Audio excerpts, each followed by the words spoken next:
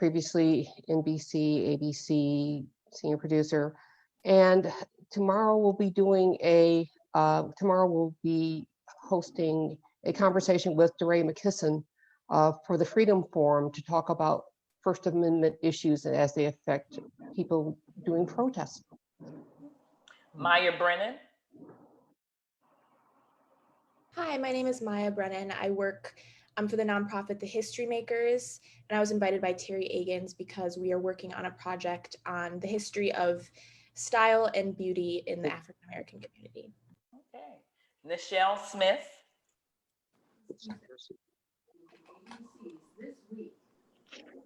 Hi, I'm one of Mary Bell's people over at USA Today. And as of tomorrow morning, I'm no longer the coordinating editor for investigations. Instead, I'm the enterprise editor for racism and history. I'm part of what newspapers are doing to beef up the coverage. And for me, that's basically everything I've been doing pretty much that you guys already know about, only on steroids and only all year long and only involving more ethnicities. So I can formalize a lot of things like freelance networks, and I'll have staff and a number of other things happening there. So that's USA Today for me. Patricia Gaston. Hi, I'm Patricia Gaston. I'm the Lacey Haynes Professor at the University of Kansas in Lawrence. I too am a member of the Rochester Mafia from the 1980s. There's quite a few of us on this call. And the great thing is that we have continued to keep in touch, whether, you know, it just is amazing to be able to see some familiar faces on the call.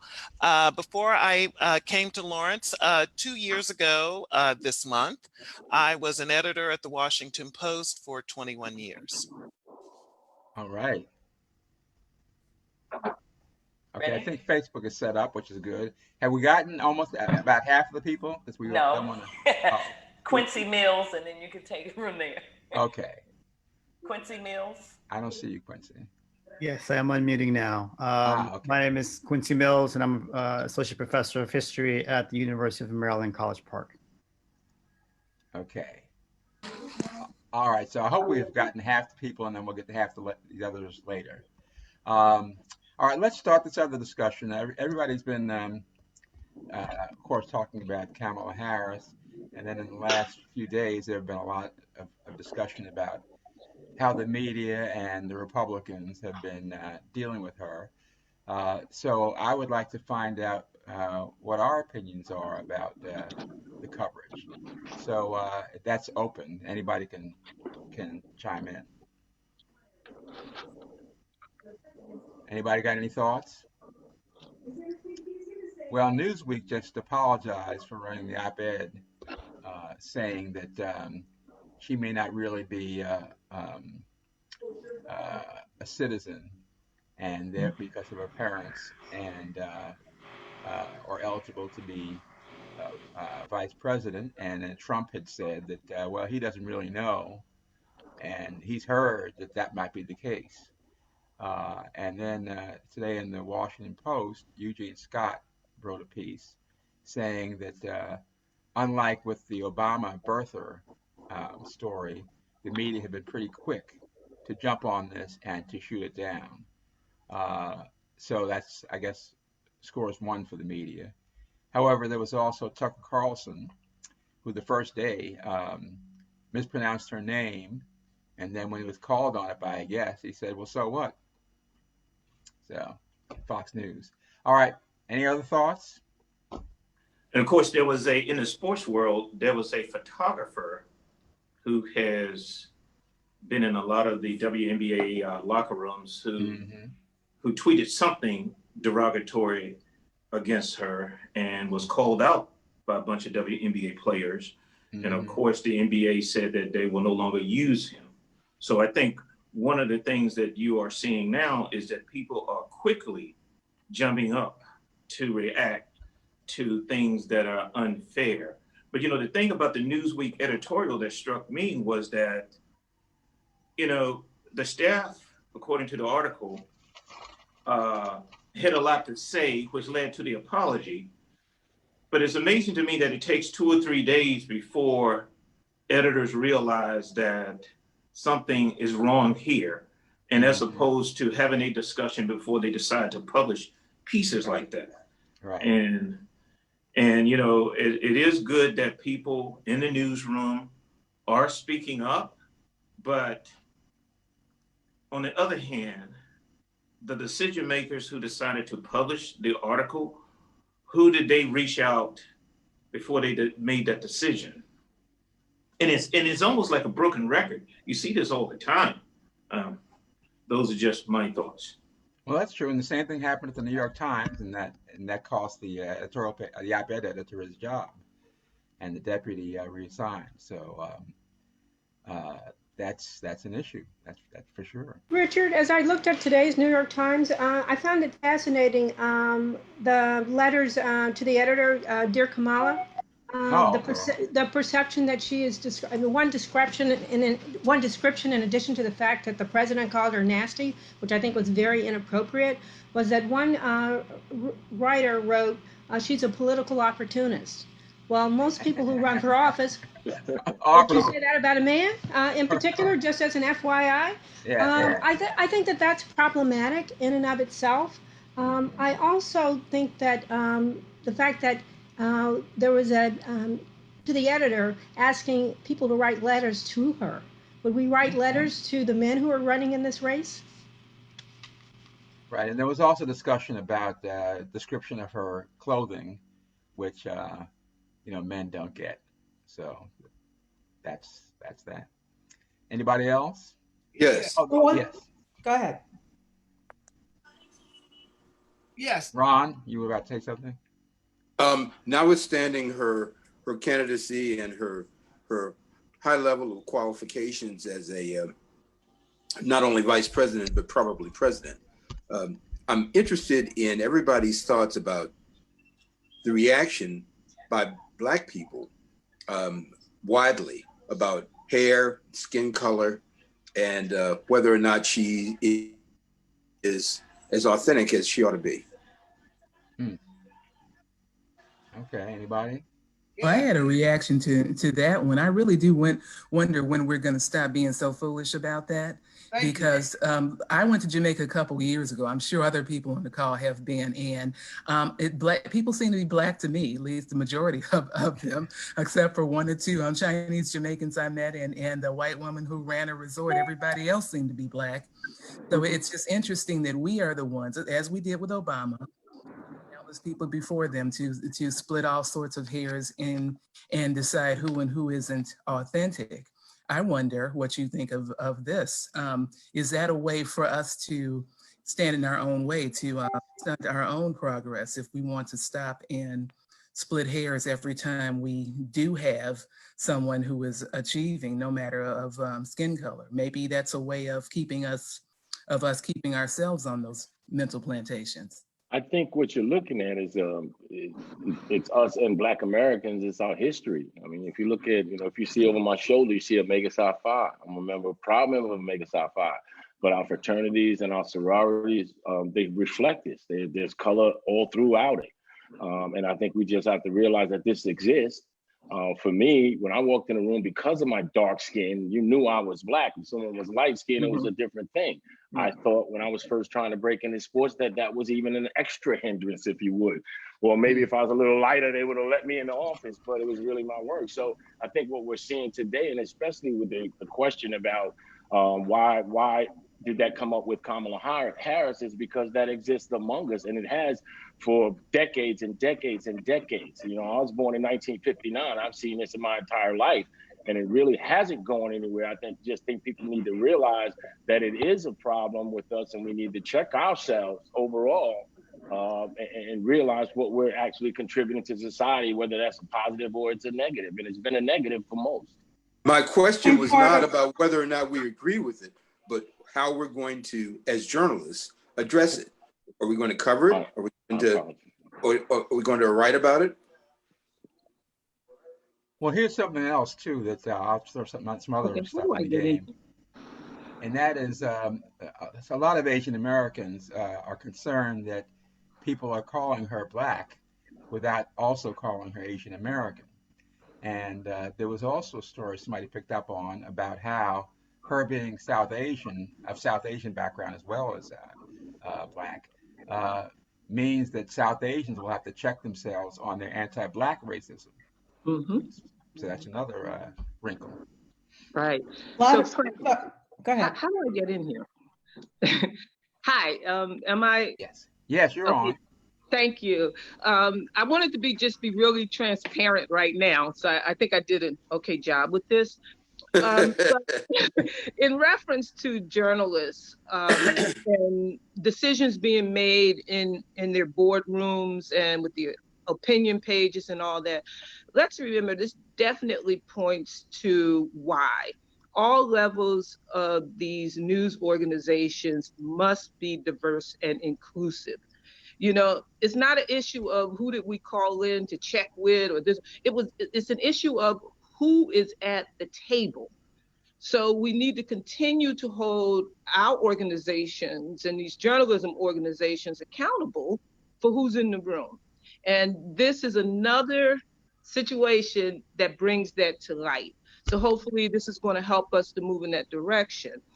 And this, in reference to skin color, unfortunately, historically, people have been taught to look at skin color and make decisions about a person's skin color. And as we continue to evolve, let's say as if we want to be called Black Americans or whatever we would like to be called, as we continue to evolve, we have to continue to advocate to erase this form of European society, that the lighter you are, you know, whatever. So I agree. The media has to focus on the history, that why race, why skin color became so significant to internationally a small part of this population, of the human race. And we need to continue to move forward to eradicate such insanity. We don't need that dictating the work that we do. As far as people being at the table, one of the things that I found in my career is you can have people at the table, but if there is a subset of people at the table who wield more power and decide to go off to the table down the hall and make the decision, it is irrelevant that there are people at the table if those in the power structure, in the white power structure, are basically making the decisions and then bringing it back as a fait accompli for everybody else just to deal with. And I think that's what you see when the rank and file start to speak out about something that has happened. It's because I would not be surprised if a subset of people made that decision. It was foisted on the larger managerial body and they just had to accept it. And then once they got the blowback from staff, then they realized the error of their ways. As far as Kamala Harris is concerned, an earlier speaker pointed out she has the same problem that Obama has. This is a problem I think we're going to continue to see with biracial people who consider themselves biracial, whether the rest of us do or not. They are not willing to reject their one half of their heritage. And I think it's going to be incumbent upon us as journalists and as people that Kamala Harris identifies as Black and South Asian. She is not going to divorce herself from her South Asian heritage any more than she's going to divorce herself from her Black heritage. Obama embraced a Black identity and was very proud of he kind of damped down, my mom is white, all that sort of thing. He damped down his Hawaiian identity as well. I think it's going to be less of an issue going forward, particularly as the younger generation who is used to navigating all these multiple identities. It's going to become, she's Black and South Asian. What's the issue? But that is going to take some time for that to permeate folks' opinions.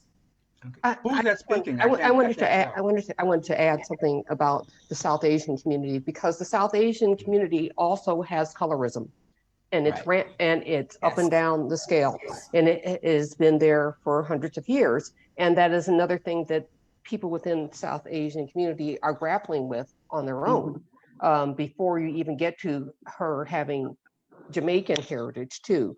So that is going to be another thing that plays out. And the other thing I wanted to point out and would love to hear the group's assessment of is the ADOS community within that has come up within the African American conversation that sort of started around the time when people started talking more seriously about reparations, that reparations should only be talked about for people who are the American descendants of slaves, as opposed to Caribbean Americans, et cetera. So there's a lot of different narratives that are going on, and they're going to play out within this political environment. This is Junette. I'm curious to see how Kamala will describe herself, because I heard her and saw her on The Breakfast Club. I don't know if any of you all watch it. You know, a very popular show among Black folks, especially younger Black folks. She said, "I was born in Oakland. I am a Black woman." Now she's saying that because she's on The Breakfast Club and she knows it's a Black audience with, you know, one or two white folks watching, or is that really how she views herself? I also wonder why she's with that. I think she's been consistent I think she's been consistent with referring to herself as a Black woman. Okay. I think the fact that she went to a Black college, when she went to university, Howard University, she joined a Black sorority. She's consistently considered herself Black. And I think, too, we have to remember that considering ourselves Black often deals with the perception of other people when they see us. What do they see when they see us? They see a Black woman. So if you were at the counter in the South in the 60s, would they have served you? And the chances are, if you were Kamala, no, because they would have looked at her and said she was Black. So I think those are some of the things that we have to look at in terms of perspective as well. So she's not going to deny her South Asian heritage, nor should she, because that's a part of her. But when she has consistently seen herself as a Black woman, because that is historically how we define ourselves, based on how we look and based on how we look, really. And culture as well. I think her going to Howard and being an AKA says something as well. Right. It says a lot about who she is and who she identifies with, and also with that group, with the AKAs accepting her, says a lot about it. I think, you know, who she refers to herself, and you'll see this often in all the biracial families. It's up to the child to say who they are. And she identifies herself, and that's good enough for me. And the rest of the media should, you know, realize that she has been a consistent post across every board, wherever she's been, whether it's a rally, whether she's in Congress, whether she's sitting in the White House, or wherever she's been, she's referred to herself as a Black woman, and the world should see her just as that. Has she been in front of any South Asian groups where we've heard her highlight that as well? I don't know that. I can't answer that, Jeanette. My concern is how people are going to perceive her. She highlights she does highlight her relationship with her mother. That is extremely significant in who she are and what has defined her. And she's also a member of the Asian Pacific Caucus in Congress. Plus, we have to and the Congressional Black Caucus. Of course. Okay, Yvonne, and then we have to move on. Yeah, plus remember in her bio, she states very clearly that her mother was very cognizant of the fact that she was going to be seen as a Black woman in this country. So her mother made sure that she raised her to know that, and to know that she was a Black woman. Okay, very good. All right, my concern is not about her, it's not about how we perceive her, but how our readers are perceiving her and what they're saying about her. That's all I wanted to ask about. Okay. I had another point. I wonder how people are going to perceive it because she's married to someone white. Because Yep. you all remember with Barack Obama, yeah, with Barack Obama, a lot of Black people gave him credit because he was married to a sister who was good and brown. I've heard so many people say that. And now it was great and great. yeah, exactly. But I'm just curious how people are gonna how people are gonna perceive that, because that's something that has kind of bubbled up.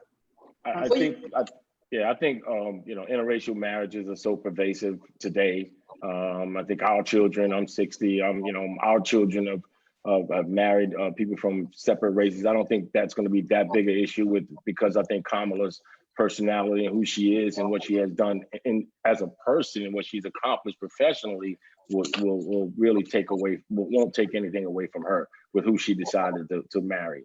Gary, It won't take anything away from her, but at the same time, issue among white people though? Yeah, yes. I think that's where the issue comes in. I think it's going to be an issue among us because it's one thing for Black men to marry white women. We've historically against that, but when you see Black women, Black and South Asian, but for all intents and purposes Black.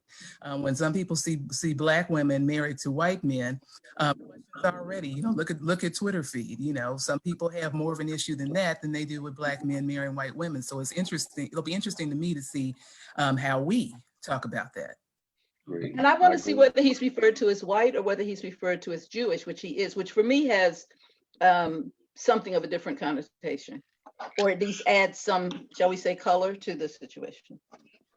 I think too, we overlook the fact that that's the person that she ended up with. That's the person she chose, but it's not the only person she's dated, gone out with, etc. And, if she had a history of only dealing with white men, then someone might look at that, but that hasn't been the case with her. And I think Black women who, have grown up in this society know about how difficult it is sometimes, finding Black men. So it's just, I think that it might be perceived a little differently, especially at her age. Okay, all right, let's go back to our introduction. Please, maybe 5 more people, and then we'll go into our discussion of the beauty and barbershops. Who do we leave off with? Who hasn't spoken yet? I left off with Quincy Mills. Okay, right. Okay, who's after that? Did we do Ivan Roman? No. All right, who are you, Yvonne? Hi, my name is Yvonne Roman. I'm with I'm a book editor and been editing and freelance writing, and I'm a former executive director of the National Association of Hispanic Journalists, and I'm in Washington, D.C. Rochester. I'm also part of the Rochester Mafia, way back and whatever. Okay. I knew Richard when he had hair, and I had hair too. Exactly. I don't think we did Betty Ann Williams. I think she spoke though. Betty, you still there? Betty Ann? Okay, she's away, I guess, for the minute. Who else? Gloria, we didn't do, but I think she spoke. We did Gloria. Oh, okay. All right, Rob Parker. Did we did him. We did. Okay, Lynn. Terry Agins. Oh yeah. Hi. Hi, I'm Terry Agins, and a longtime reporter at the Wall Street Journal, like 30 years. I'm retired. And as Maya said, we're working. Oh, here's my book, Hijacking the Runway, my second book. Yeah, I did speak at one of the wonderful dinners with Richard Prince when I was in DC. And Maya and I are working on a project for History Makers. And I still do freelance, and you'll see a big story of mine coming out very soon. And okay, Maya, why don't you follow up? I think she already did introduce herself. Oh, yeah. She did it? Okay, good. Yeah. All right, we'll move on then. Sorry. Sharon. We got Sharon. Sharon Farmer. I was gonna say hi to everybody if it's okay. Yeah, who wanted to say hi? Morita. Okay, Morita, say hi, please. I'm with the grandbaby, and just want to say hi. Marita Foley, CEO of Multicultural Media, Telecom, and Internet Council, and also former Black Entertainment Television executive. And looking forward to hearing more of the discussion today. And I will be on mute because I am with family. Okay. Okay, Sharon. Unmute. Unmute, please. Sharon Farmer from Southeast DC, photojournalist, still raising Cain. I hope we do not get caught up in whether she's Asian or Black. Right. The bottom line, it doesn't matter. Right. What matters more than anything is that she's a woman. And that takes precedent to me over skin color right now. Because they keep dividing us up. And as long as we keep writing stories about who's what color, that argument is wasting a sentence, wasting a line. We need to be very convincing about why this guy gotta go, y'all. He gotta go. And the other thing is, every time we talk about color, we already know who we are. We don't need to worry about what anybody thinks about that, even if it's not us, okay? So let's get to the higher plane here about how we're gonna get rid of this guy, okay? Because even in journalism, those Republican and their writers and all those doggone talking heads, don't get me started about Tucker Carlson, because then I'm gonna go, why does anybody listen to him? Do not repeat anything that boy says. Thank you. I hear you. Well, I don't watch. Okay, now. Southeast. Southeast, exactly. Bonita. Okay. Oh, hi everyone. Thank you, Sharon. Thank you. I'm Bonita Bing. I am the president of the Exposure Group, African American Photographers Association. And I also have a studio here in the Brooklyn Northeast area called Talbot and Bing. So if anybody need any headshots or any photography, look us up. Thank you. Right. Okay. Let me get ready. All right. Has everybody introduced themselves? Okay, good. All right. We're going to go into our next segment here, which is going to be about the beauty parlors. And when I grew up, they were just called hairdressers, but now they're beauticians and everything else. I'm going to read a little of Dr. Tiffany Gill's bio. She's an associate professor of history at Rutgers, and she's the author of the Beauty Shop Politics. Let me hold that one up. Okay. Oh, wait a minute. Okay, there you go. Beauty Shop Politics, African American Women's Activism in the Beauty Industry. Okay. Amelia, do you know anything about that? Is Amelia still here? Tiffany is, my good friend, so I am excited to hear what you have to say. Okay. Great. Now that book received the 2010 Letitia Woods Brown Memorial Book Prize by the Association of Black Women Historians. And she's a co-editor with Keisha and Blaine of To Turn This Whole World Over, Black Women and Internationalism. An award-winning teacher and nationally recognized expert in African American women's history, fashion and beauty culture, business history, and travel and migration studies, she has served as a consultant for the international beauty brand Sephora, as well as the historical archivist for the Netflix documentary Becoming, which is based on Michelle Obama's best-selling memoir. She's provided commentary for various news outlets, including NPR, C-SPAN, NBC, The Washington Post, and The New York Times. Named a distinguished lecturer by the Organization of American Historians, Gill has also been recognized by Diverse Issues in Higher Education as one of the top 25 women in higher education. Professor Gill received her BA degree in American Studies at Georgetown and her doctorate in U.S. History at Rutgers. Originally from Brooklyn, she currently resides in Philadelphia. And you can find her on social media at Sable Victorian. So let's go right now to Dr. Tiffany Gill. Thank you. Thank you all so much. Am I unmuted here? Is everyone able to hear me there? Am I good? All right. Thank you so much, Richard, and for the invitation to join this forum, and also to be able to join my colleague, Quincy Mills, who will be speaking with you soon.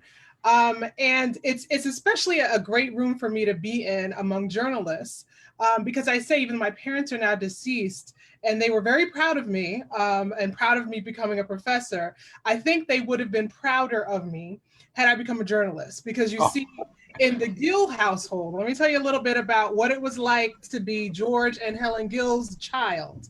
The news was an important part of your life.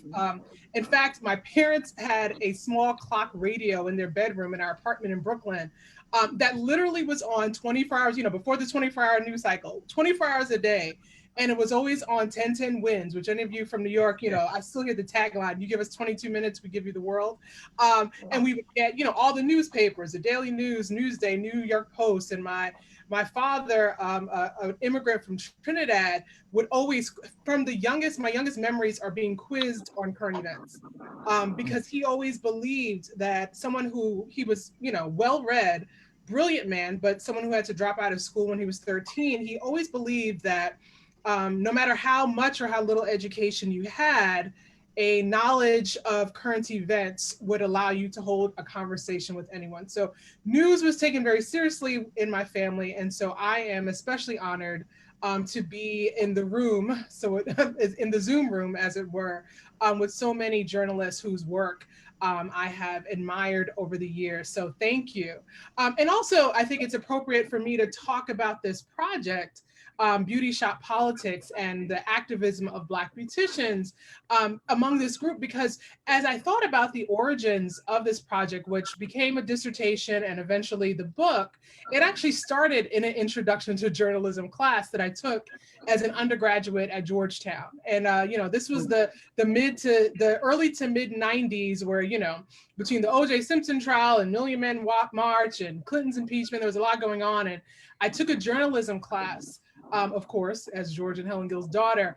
And for our final project, we had to choose a story and a place to embed ourselves in.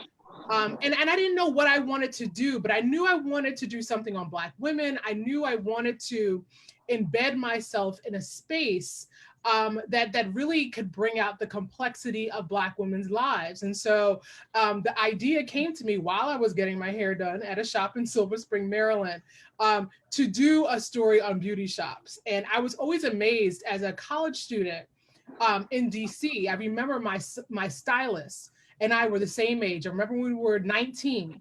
And she was making as much then, we were 19, so, we talked about money and we didn't know we weren't supposed to say these things.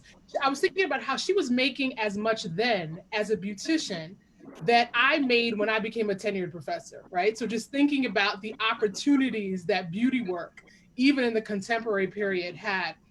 So even though I did not become a journalist, I still am obsessed with news, but I also took my the things I learned through my journalism classes, the inquisitiveness, the love of storytelling, not to the reporter's beat, but to the archive as a historian. So I went on to graduate school to earn a doctorate in history, still animated by these questions about Black women, and in this case, political activism.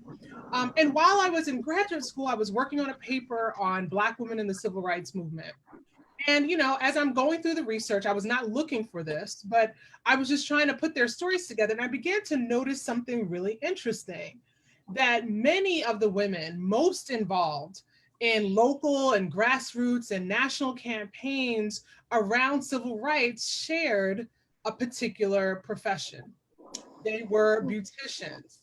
And not only were they just there, but they were involved in large enough numbers, and they served as leaders and key mobilizers. And it was interesting to me, and I didn't quite know what to do with that, but I knew that there was something there to explore. And so as I continued on, I began to try to figure out what's the deal with beauticians.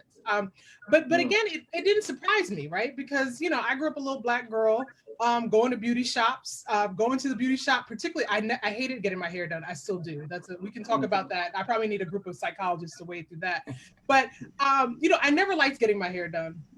I had the curse of being tender-headed. You all, many of my sisters and him, what that's like. But I love the space of the beauty shop. I used to love going to my mom's shop, her beautician, Miss Smith. And I just loved being a kid and sitting around listening in on grown folk conversation, things that my mother probably would have never let me hear, but in the beauty shop, that space was there. And so it doesn't surprise me that beauticians were kind of at the center of their communities, right? They knew things, people talked to them, people confided in them. But I was a bit surprised at the extent of their political activism, particularly because there wasn't much out there to talk about it. And as a historian, there just wasn't much work about beauticians. When you think about activists and people in civil rights, beauticians weren't the ones that came to the fore. But as I got into the research, I began to see, and it began to put the pieces together, that beauticians, particularly during the era of Jim Crow, were so politically active because they had something that most Black women, and indeed most Black people, did not have. They had two things, really. One of them is that they were economically autonomous, right? These are entrepreneurs. These are businesswomen. They were at the center of perhaps the only lucrative industry where all the aspects were controlled primarily by women. Of course, things have changed now in the 21st century, but certainly looking at the period of the civil rights era, this was true. Black women were manufacturers, practitioners, consumers, and promoters of beauty culture. And I have to take a pause here to give another shout out to Lilia Bundles, whose work on Madam Walker is really what helped me to frame and understand this. And I'll never forget the first time we met. I was still a little janky graduate student, and I came down to DC and we met for tea. And Lilia was then and continues to be just so generous to me with the work. But we saw through Madam C.J. Walker, that was her goal, right? It wasn't just to sell products or to teach women how to do hair, but was to put Black women at the center of all that she did and to empower Black women with economic autonomy. And so that becomes really important when we look at activism. And so as women who were economically autonomous, they didn't have to worry about white folks' money. They knew who their customers were, and so they weren't beholden to have to be something or someone to placate for their white employers. And the other thing that Black beauticians had access to, of course, was a physical space. And I think in this moment of COVID, where we're so detached from one another, we see the importance of physical and institutional space, particularly around building political movements. And what was unique about this particular space, of course, wasn't just that it was a Black space, but it was a woman's space. And I found that because it was a woman's space, it was dismissed as frivolous and under the radar for those opposed to civil rights. And Quincy, I'm sure will mention some of this later, but one of the things I always found really interesting is while barbershops come under surveillance from the government, particularly in the era of Black power, in all of my research, and I'm not saying it's not out there, but in all of my research, I never saw any example of a beautician or a beauty parlor coming under surveillance, even though, as I'll explain in a moment, the stuff going on that was popping in the beauty shops rivaled the stuff that was going on in barbershops. And I think that's directly because these were women, right? And so folks who were opposed to civil rights, well, it's a bunch of Black women in there getting their hair done. Nothing really important could happen. But I love it in Ralph Ellison's classic Invisible Man, where he talks about this tension between visibility and invisibility. He mentions beauty parlors, and he says, beauty parlors on a Sunday when they're frying hair, a whole unrecorded history is happening. So that's part of what I try to do with this book, is record some of that history. So just in the remaining moments I have, I'm more interested in hearing from Quincy and hearing from the dialogue, the conversation among us. But I just want to give you just a couple of examples of what I saw when I looked at beauty shops in the civil rights movement. And particularly, we see beauty shops serving as a place of refuge. So in 1964, there was a sit-in at a Woolworth lunch counter in Mississippi. And Anne Moody, the author of the canonical memoir Coming of Age in Mississippi, was in the sit-in. And she got pummeled there. I don't have to tell you all what happened in sit-ins. She was spat on, had coffee and ketchup and all kind of things hurled at her. And she comes right out of the sit-in and she went straight to a beauty shop. And you know, of course, like her hair's messed up, right? Like that's part of it. But what's really interesting to me when I read her memoir is that, you know, the way that the beauticians who had a shop right across from the NAACP office treated Ann Moody. They said to her, "My goodness, you were in that sit-in, huh?" And Ann Moody says, "Yes, do you have time to wash my hair and style it?" And the beautician pushes all the other clients out the way. And she says, "Right away, get in this chair." And while she was in the chair, she takes off Moody's stockings and washes some of her clothes and does her hair while the clothing was drying. And so to me, that's an example of, you know, not just her wanting to get her hair done, but that the beauty shop of being in this space with other Black women, and having her dignity restored, having her body restored, which I would say is a political act, particularly in the light of racial violence, right? And I always bring that example up, particularly when I am talking to my students or other younger people who like to have these conversations about self-care as a very individual act. But I think what we see in this example with Moody and the beauticians, this idea, I think, of community soul care, and getting all of us to think about, for those who are on the front lines of the battles of activism today, are there spaces where they can be restored, not just physically, but also have their souls restored? And, you know, when we think about the legacy of individual beauticians, of course, the groundwork was laid by the pioneering generations of women like Madam C.J. Walker, who was an activist and philanthropist in her own right. And Alelia's work has just shown us that so beautifully.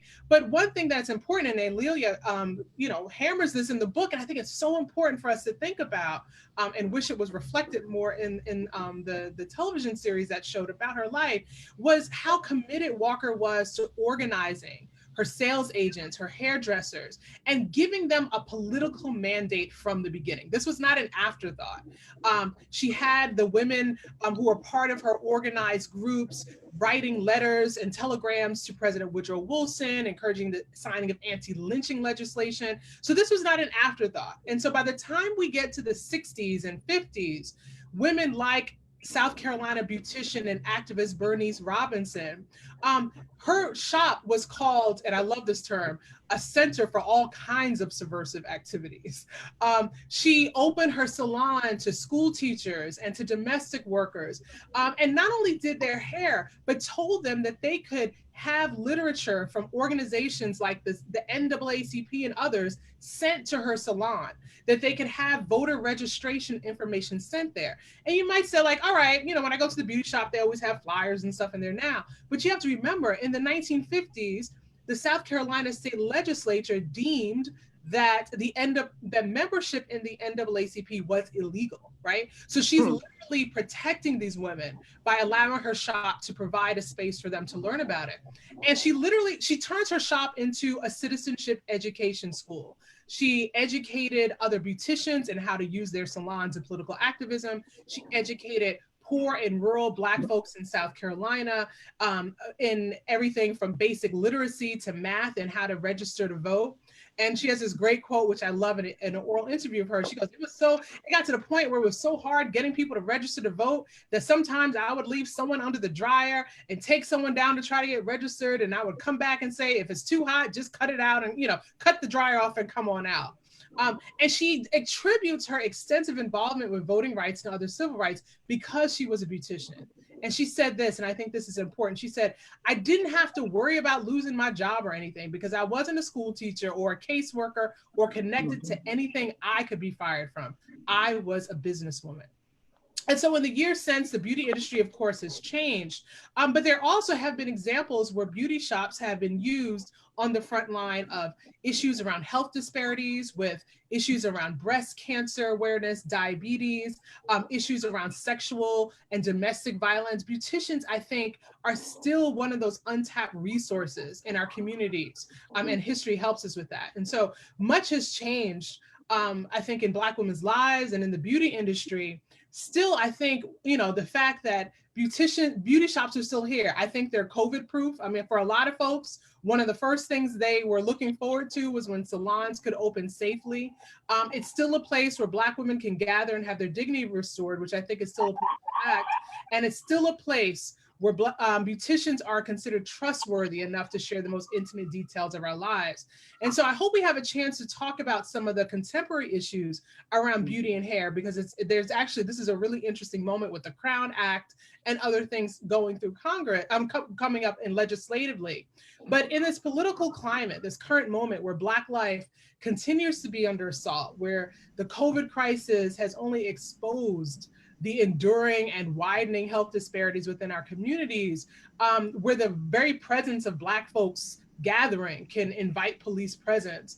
I think we should look to the past and to the organizing of beauticians and their creative and subvertive ways to organize, to show us a way. And so it's my hope that in just this brief reflection upon the historical and political legacy of what I thought was an unlikely group of activists, Black beauticians, that it would inspire all of us to look for the possibilities for personal and community empowerment in the non-traditional spaces that are all around us. So I'll stop there, and I'm looking forward to the conversation. Thank you. Okay, thank you. You are really smart. Wow. Okay. All right. No, any questions before we move on? It's not even questions. I just wanted to jump in real quick. I know exactly what you were talking about. I grew up in the Bronx, Tiffany, and I had 5 siblings, right? So my sister Tanya was really good at braiding hair, and I'm talking early 70s. She was so good at it that people used to come from all over the city to do her hair. She started her own business. So I ended up being, I suggested to her, I said, why don't you get your own telephone line in your room? Then everybody could come there. I'll be the personal valet. I'll run out and meet all the young ladies, and I'll go get their food for them. But she ended up, the conversations that they were having were like, they would throw me out the room. Like, you can't be in here. They would talk about everything and everyone. And it really, the contrast I felt were like all the men that I knew were, who were dating. It was in contrast to what the reality was. The truth was in Tanya's room while she braided their hair, because it would take 4 and 5 and 6 hours, right? I'd happily volunteer to go, because all of them looked great after she finished their hair. But she did this for years, and for years, and to actually have privy to the beauty parlor, because as a male, you don't get to go in, but it was in my house. And, I was her college brother. So she was like, oh, meet my brother, Gary, he'll go get you food for it. But she had a business where they would tell me to get out of the room because the conversation got that thick. And they didn't want to share what they were feeling. So I know exactly what you were talking about. And I see why it has evolved to where now they're being activists in the community and all around the country. But really good story, Tiffany. Thank you. Thanks for sharing your story. And I'm sure your sister made good money too, because Tanya had more money than anybody. Exactly. Those girls that knew how to do hair in college, those are the ones you always hung out with, because they always had money to go out. So. It's always a necessity. Tiffany, great work. I concur with Gary. I have a niece who's a hairdresser, and she owns her own salon, and they talk about everything from your sex life to your prayer life. That's how intimate the conversations get in the beauty shop. Interestingly enough, though, one of the other things that was surprising to me was there was a movement in the state that she lives in to actually have the proprietors of beauty salons to report sexual abuse or domestic abuse. Can you speak to that? Yes, absolutely. I feel comfortable with that. Yeah, it was really interesting. And I worked on a project when I was teaching at the University of Texas in Austin, where we partnered with domestic and sexual violence prevention organizations and beauty shops, because there's historic underreporting among African-American women around issues of domestic and sexual violence prevention.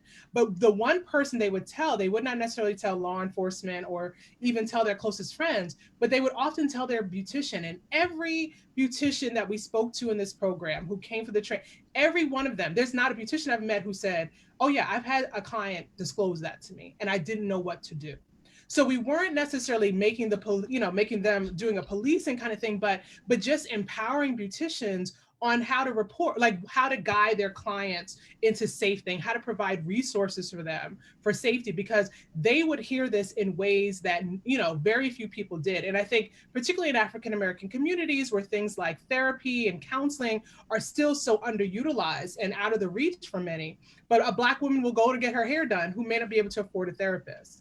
And also just thinking about the physical proximity, that they would often see bruising and marks on parts of the body while they're doing the hair. They may see something on the neck or something like that.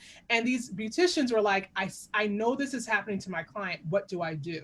And so many states are now, as part of your training hours to become a beautician, talking about how to look out for the signs and what to do if a client discloses to you. And I think it's really helpful and important, particularly in our communities where those issues are often still too hidden and women are not able to get the help they need.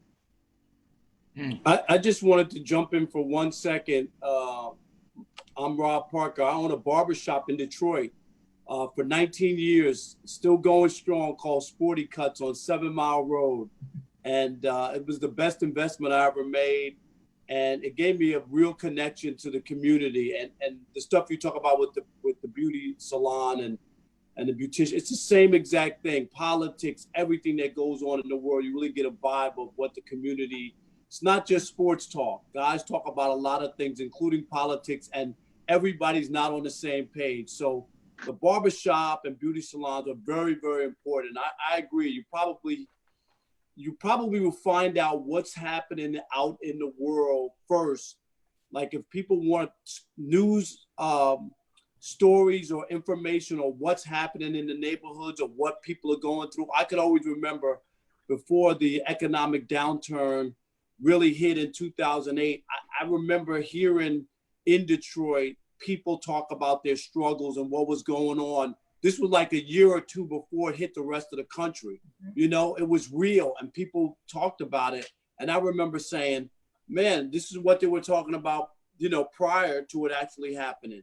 So it is an important place, especially in the Black community. Yeah, and I know my colleague Quincy Mills, who will be coming up and talking about barbershops, I'm sure you'll really enjoy that, will be able to give that side as well, because they're things within our community, even as other kinds of businesses have left our communities, or there are businesses in our communities that aren't necessarily welcome or owned by folks who aren't Black.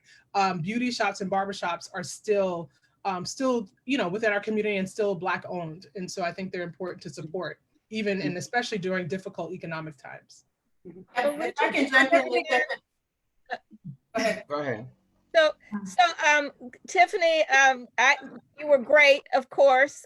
Tiffany's research has really opened my eyes to what was going on after Madam Walker's death and into the civil rights movement. South Carolina is still a place where politics, where the beauty shops are exercising a great deal of influence in politics. But I hope everyone will read her book, Beauty Shop Politics. It will tell you a lot of things you don't know. And as someone pointed out in the comments, beauty shops and barbershops are still places where reporters go to get information. But I think to be able to have something beyond just, it's the place where people gather, and to really understand the political roots of the people who own those spaces is really important. I also will mention that Ebony Reed and Wanda Lloyd, who are both on the call, have some beauticians, some cosmetologists in their backgrounds, specifically some Walker connections. And that's one of the things that's been interesting to me throughout my research, the number of sometimes boldface names who have a beautician in their background who was able to buy a house, invest in real estate, educate their children, and be leaders in their communities. And I'll just say one other thing. I mean, Tiffany mentioned self-made, and I think Lynn asked a question in maybe the last conversation about self-made, which is inspired by my book, but not very accurate historically. But Tiffany and the Association of Black Women Historians did a very interesting conversation about self-made, which I'll add to the chat room. But it is an analysis of what was both colorism, which came up in this conversation earlier, the fake colorism in the film, but also the power of African-American women in politics. Thank you. Hallelujah, thank you. I wanted to also add, I did include my grandmother's story in the book. She had a school of beauty culture in Savannah, and I was, gone from Savannah for 40 some years before I came back. And every time I would come back and visit my mother, I would run into women that I didn't even know, and they would recognize me from being a little girl hanging around my grandmother's school of beauty culture. And they would throw their arms around me and they would thank me, and they would say, thank you so much, because your grandmother not only taught me chemistry and biology and all the stuff that they needed to know about how to be a beautician, but the most important thing they said they got from going to her school was to learn economic independence, that being a beautician gives women economic independence, even if they're doing it out of the back room of their house. Some of them didn't even open standalone beauty shops, but they became independent. They were able to educate their children and help with the family expenses. So I think that's an important part of what beauticians do, and barbers, not only the politics of it, but the economics of it. Absolutely. And the economic independence, what I found in my research, the economic independence is what helps undergird politics, right? They weren't afraid that, white folks would come in and stop patronizing them, because they weren't being patronized by white folks anyway, right? The Black women in their community were their ones that they were beholden to. And shout out to Savannah, Georgia. My mother was born and raised in Savannah, Georgia. So shout out to that's cool. I had a quick question. I wanted to ask you about the Dominicans. Did you get into the Dominicans in the book? Because I'm dying to read about that part too. Yeah, I did. I can provide a source for you. There's a article by a woman named Janetta Candelario, Candelario. And I mainly situate in the kind of historical past, but I've done some more recent work on the natural hair movement, where I talked just very briefly about sort of the rise of Dominican stylists, because I think it's a very interesting kind of intervention within this whole history of Black beauty culture, of these Dominican shops that specialize in, blowouts and all of these kinds of things. And sometimes the racial politics and dynamics that are in there about good hair, bad hair. A lot of people, the room, the thing is about, they put too much heat on your hair because they try to straighten it too much. But Candelario's work gives a nice kind of framework for that. And so I did, in my book, I ended around 2008. The book's been out now since 2010. But I just gave a short nod to it. But I think the history I provide earlier kind of helps understand why Dominican women will want to engage this field, because it's lucrative. And in the same way that Korean and Korean American folks have gotten into the beauty supply industry, right? That these are, one, have proven that they make money, and for groups, including immigrant groups who were not able to access capital to have businesses in other communities, hair becomes a space they make inroads into. And it really does help Black women reach out. Like I talked about my sister Tanya Howard, who's like my absolute favorite. She's one of my heroes in life, because she started, because she wanted to braid my hair before I went back to my white boarding school at Lawrenceville when I was 14. She said, I'm gonna braid your hair and let them go crazy. And they saw the cornrows and they went crazy. But this is the same one who started her own business. And the next thing I know, Vanessa Williams was her client. Was coming up, picking her up in Harlem in a Range Rover and driving up to her house to do her hair. She did Tyra Banks' hair. She ended up with this wonderful career from just being who she was, and those connections that helped her, and it elevated, and it gave her a sense of self-worth that I think a lot of Black women needed. My parents were divorced, so I think she didn't have that strong male figure in her life, and she built it herself. So I think it was sort of that self-empowerment that comes with that too, with the movement and what they were able to actually contribute to their own personal lives to make them stand up and say, I can do this all by myself. And when she moved from the Bronx to Harlem, it just opened up my life personally, because Harlem was like happening. And she was right in the middle of it all with all the people that were in the know, mainly because they came to her to do her hair. And she's one of my favorite stories to tell. And you took me back to my childhood with that one, but I'm looking at, who Vanessa Williams still calls her today. They're friends. This happens because it's a lifelong commitment, sort of, with women in their hair. The book for your sister. I would love to sign it. I certainly, I'm gonna buy it. The book. I love giving it. And give her a copy. I promise. Thank you. Gets a copy. Well, Gary, did you ever get the cornrows? Yeah. Oh my gosh. Well, I'm telling you what they said to me. I went to Lawrenceville, everyone, and it's all boarding school. I went in 1973 to 77. When I got my cornrows and I went back, my nickname was Soul Brother in 1974. They say, Soul Brother, who tied your hair up like that? How did you tie your hair up like that? So I just wore braids the whole year after that. I just, because I had the afro, and I would go back, and Tanya was the only one that could catch my hair. Like she had these great fingers, and I wore the cornrows, and then and they were beautiful after a while, and I wore it a long time. All right. Yes. Well, Boarding school. I went to St. Paul. So Dr. Gill. Yes, go ahead. I don't know what you want to hear. Go ahead. Ebony wanted to talk. Oh, thanks, Richard. I just had a question, Tiffany. I was wondering, because not everybody's gone back yet to beauty shops because of COVID. So are you aware of any new platforms, or do you know what digital platforms that beauticians are organizing on right now with the upcoming political race?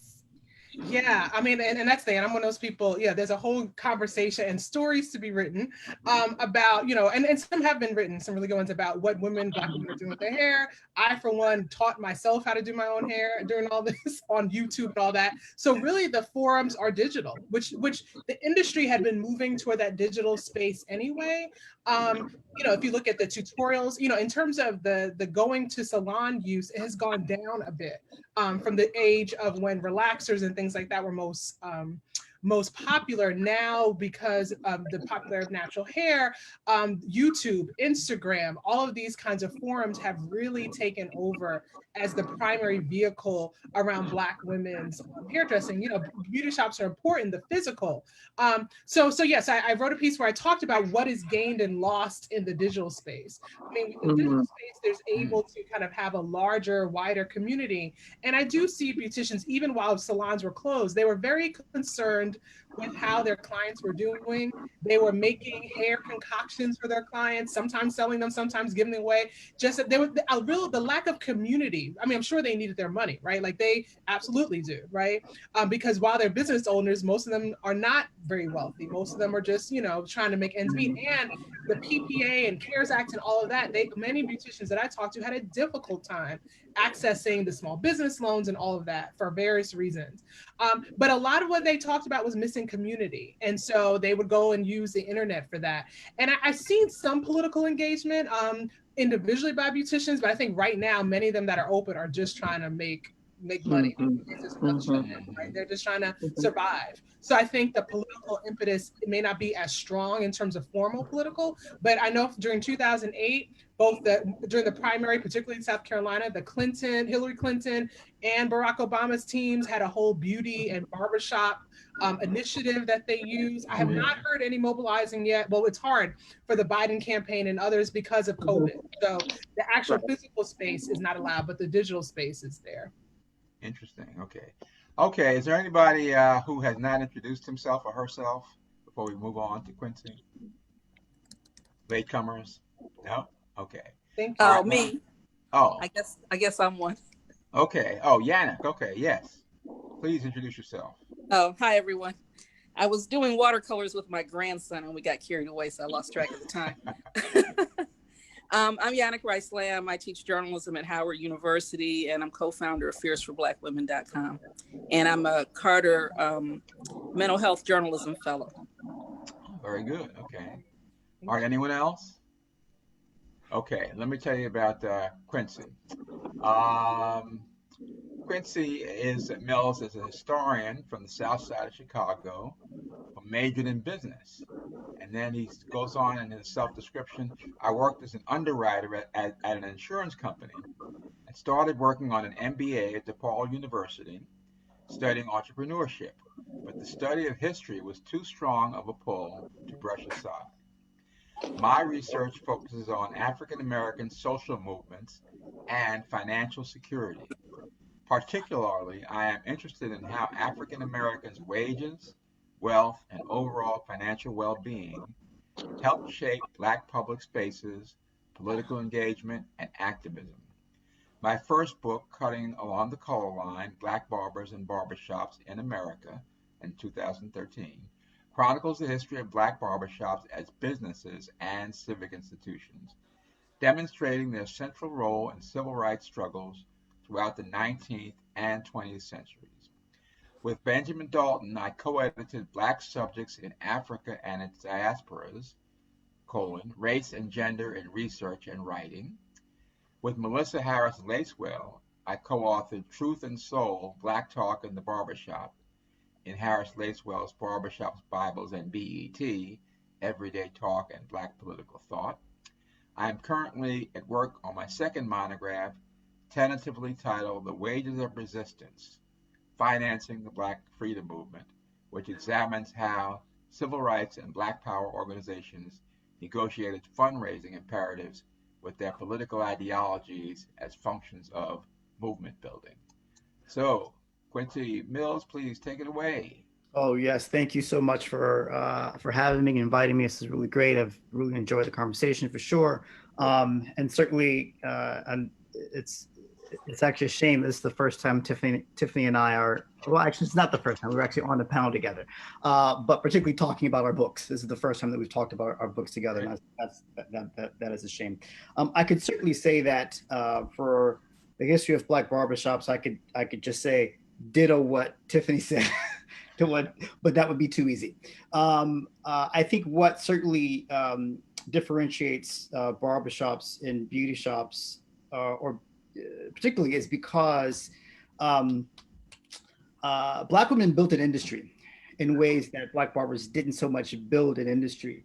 There's a way in which the ways in which Walker, for example, it was based on a product, right? It was based on a product. It was based on economic development, and again, in ways that built the Black beauty industry. Barber sort of clung to the shop in many ways, and so, by and large, I would argue that that explains in some ways why there's been quite a bit more written about Black beauticians than there have been about Black barbershops. And so, when I began this project, there really wasn't a book-length monograph on Black barbershops. And when I had begun the research, many folks had asked, would I focus on beauty shops? I said, no, read Tiffany Gill's book. It's very well done. And certainly I think there's not much that I can add there for sure, but there hasn't been much done on the history of Black barbershops. Back in 2000, the summer of 2000, when I was working with Melissa Harris Perry, who was working on her first book, Southside Chicago. She wanted to do an ethnography of a barbershop. And she thought that if she sat in this barbershop for 3 or 4 days a week, that somehow, her presence would alter the space. And so as a graduate student, she asked me to do it. And certainly as a native of the Southside Chicago, I welcomed the opportunity. And so as I sat in this shop, for 5 days a week for 3 months, the summer of 2000, and certainly this was an election season, and simply observed what was happening in the shop. Certainly, I have no doubt that I too altered the space in many ways, because I wasn't there to get a haircut. At the time, I had very long dreadlocks, and so everybody knew I was just there, for something other than to get a haircut. But I was really enthralled in many ways at the kinds of interactions happening. Now, my grandfather was a barber, so this wasn't new to me, but the level of engagement that was happening across class levels, right? So there were cats coming in the shop with brown paper bags. We know what was in the brown paper bag, coming in and talking about Bush's record, right? And those kinds of interactions and conversations really had me thinking historically, right? If this is how barbershops are at this time in 2000, then what were they like in the 1930s? But also, what were they like in the 1830s? I didn't know that, and no one had written about this in any great way. And so I did what historians do and went to the archive, and I found this barber, George Myers, who from Cleveland, Ohio, in the late 19th century. And Myers was William McKinley's barber before McKinley became president. He was also the barber of a political handler in the Republican Party, Marcus Hanna. Marcus Hanna was probably akin to the modern day Karl Rove, right? He was a shaker in this kind of way. And all of Myers' customers were white. What in the world is this? This is certainly not the barbershop I was expecting to find. I was not expecting to find George Myers. And George Myers had 9 rolls of microfilm in the Ohio Historical Society. I thought, who is this barber with all of these historical documents in a historical society? And so it turns out that Myers was pulled into Republican politics because of his position as a barber, because he was the barber for wealthy white men, politicians, businessmen, that, you know, he in some ways had their ear. But also these white men sort of tapped Myers to try to organize Black voters, right? And so Myers became this political go-between. And so frankly, when McKinley was elected president, Myers received a ton of letters asking for Myers to advocate on their behalf, letters from African Americans from across the country, particularly the South, telling Myers, look, I know that you're in good with President McKinley. Please, I'm trying to get a position as recorder of deeds or treasurer. And so Myers became this really critical person in Republican politics in the late 1890s. And it completely fascinated me, right? And so, but what also fascinated me was that he exclusively groomed white men. Who was this Black barber who exclusively groomed white men, yet had some stake in Republican politics at the time? And so this project was, my dissertation at the time was going to go from, you know, the early 1900s to the 1970s. But I knew I had to go back to figure out what was going on, right, with these early barbers. And so I did. As I began the research for the dissertation, I had very long dreadlocks that came down to my waist. And as I was thinking about the 1960s and 70s, I wanted to do oral interviews. And so I began 2003 by going to Durham, North Carolina, and Atlanta, Georgia, to find, you know, older Black men who had worked in a barbershop anytime before 1970. And so part of my strategy was just to, you know, go to Black neighborhoods, peer inside the barbershop and see if there was someone who looked like they could be folks who would fit this bill. And so, you know, I expected to get the jokes, right, about wanting to cut my hair, but I was fine with that. I wasn't going to cut my hair, but I was expecting the jokes. But I wasn't expecting the sheer resistance. And the sheer resistance manifested in a way that these barbers actually did not want to participate in interviews. And so one barber said, what does it look like to me that you want to talk about barbering and you haven't cut your hair and I don't know how long? Another barber said, I'm in the grooming business and you don't look groomed. If you cut your hair, I will give you my story. And I got so many of these responses that there was one barber in Durham who said, you know, you've had trouble getting interviews, haven't you? And so I exercised a little researcher's license and fibbed a little bit and said, actually, no. Why do you say that? And he says, well, that's surprising because we don't like that kind of hair. And that really hit me really hard because I thought, well, it's not, the project isn't about me, right? It's about the history of a profession that you are deeply engaged. How far do you all rise? And what I didn't get at the moment, right, was that these were men. Down that street right there. I'm sorry, there's someone's mic is on. Mine needs to be mute. Thank you. These were people who took their profession seriously, right? And so there's a way in which those rejections helped me understand barbering largely, but also helped me understand George Myers and the cadre of other Black men in the 19th century who exclusively groomed white men. And that is that, yeah, these are places where men go and they talk and they hang out and they debate. But look, these are businesses. They were and they are businesses. And so if these folks are not turning some kind of profit, they're not open. If they're not open, ain't nobody talking anywhere, at least not in the barbershop, right? And so this really, again, so I'm really excited about the conversation that we have started because it's centering on economic autonomy, right?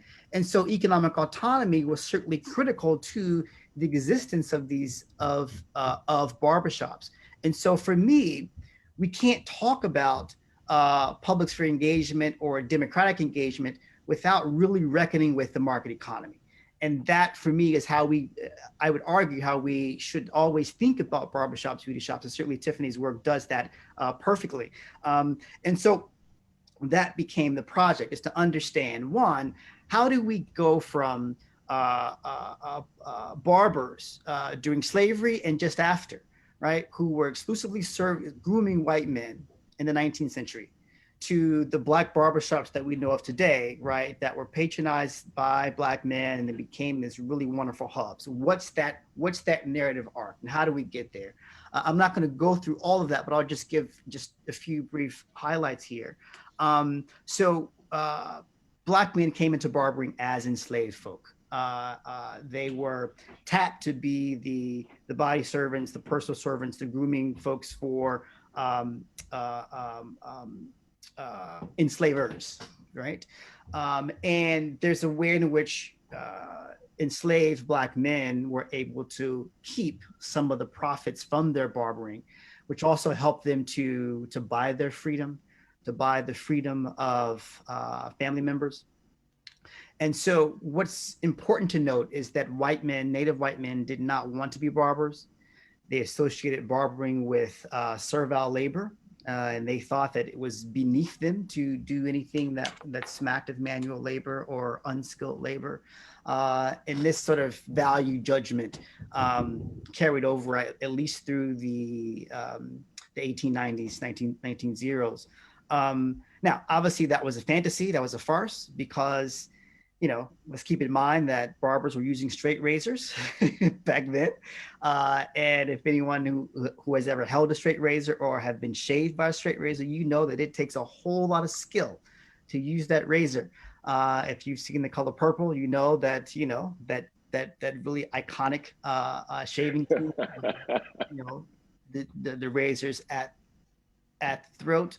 And there are tons of other scenes we can certainly talk about, but in many ways, white men had to believe in the fantasy of Black inferiority in order to sit in that chair, right? In order to sit in a Black barber's chair, white men had to believe that barber would not slit his throat.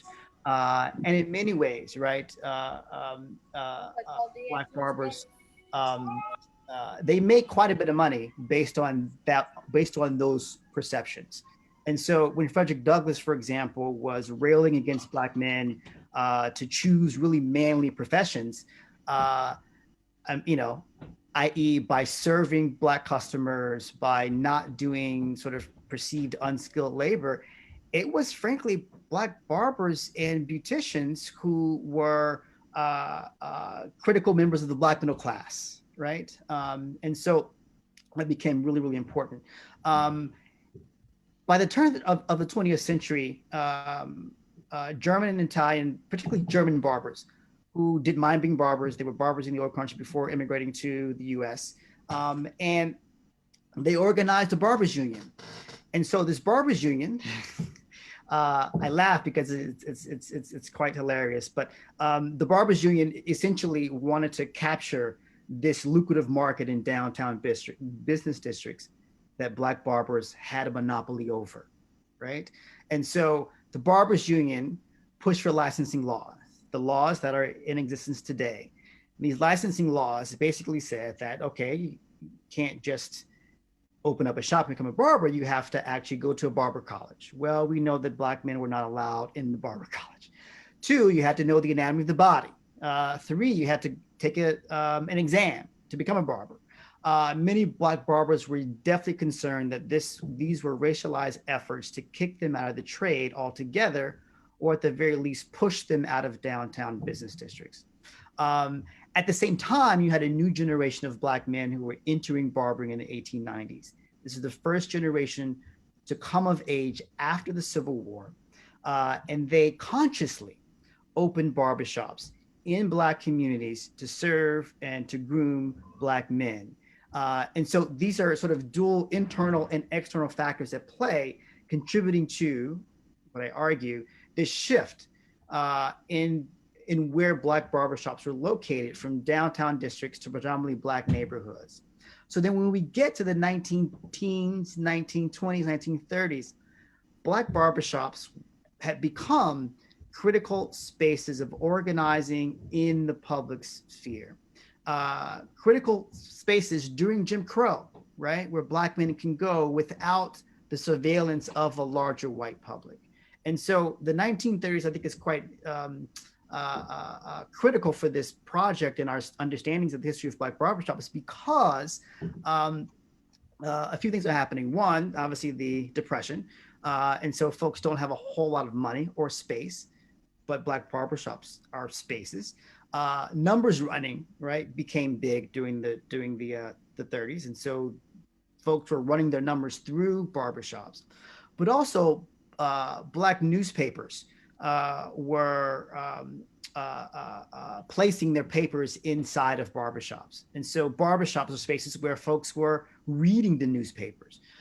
They were spaces where folks in the South, right, were talking about whether or not they would migrate north, as they were reading letters from family members and friends who had already migrated. They adjusted to life in northern cities around barbershops and churches and beauty shops. And what I also find quite fascinating, particularly as I talk to a number of excellent journalists, right, is that the Chicago Defender, some of those reporters actually reported on stories that they heard in barbershops in the Defender, right? And so I think someone earlier mentioned that, you know, the reporters could get stories inside of barbershops. Yes, there is actual documented recordings of reporters getting stories from barbershops and reporting it in their paper. Something I didn't expect to find, but I found to be quite fascinating. And so as we certainly get to the civil rights period, again, this reflects much of what Tiffany has said with beauty shops. I won't repeat a whole lot here, but barbershops would become quite critical outside of Black churches, right, as spaces of organizing.